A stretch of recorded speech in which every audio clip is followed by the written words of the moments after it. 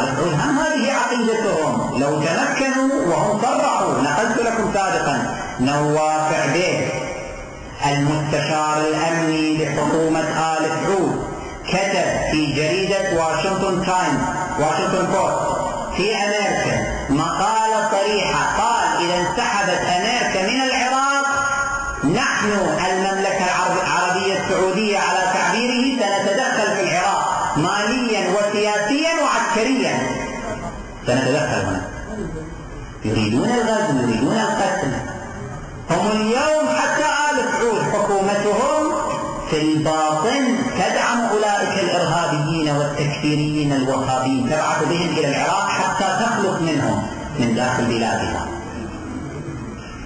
معركتنا اليوم هو مع هذا النظام، ويجب أن تتضافر الجهود لأجل أن يصدر قانون وقرار صريح مسجول تقره الأمم المتحدة يحرم الفكر الوهابي باعتباره فكرا يحمل نزعات التدمير والإبادة الجماعية للبشرية، كما حصل مع الفكر النازي. كل من يتعاطى اليوم مع الفكر النازي يسجن، يعتبر هذا مجرم في عرف كل الدول، قانون دولي.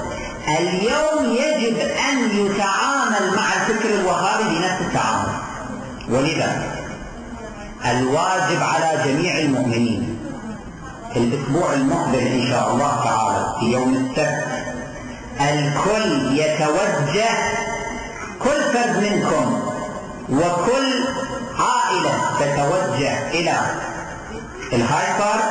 من هناك إن شاء الله ستنطلق مظاهرة جماهيرية ضخمة تنطلق نحو وصوب سفارة آل سعود، وتتظاهر هناك احتجاجا على إرهاب هذا النظام وإرهاب أتباع الوهابية وتفجيرهم واعتدائهم على المراقد المقدسة في البقيع وسامراء، واحتجاجا على دعم هذه الحكومة اللعينة لتلك العصابات الإجرامية الإرهابية التي عاشت في العالم فسادا.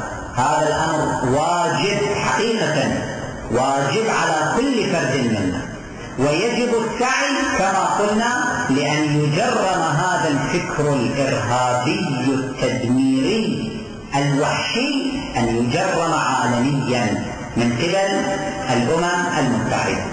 وصلى الله على سيدنا محمد وأهل بيته الطيبين الطاهرين.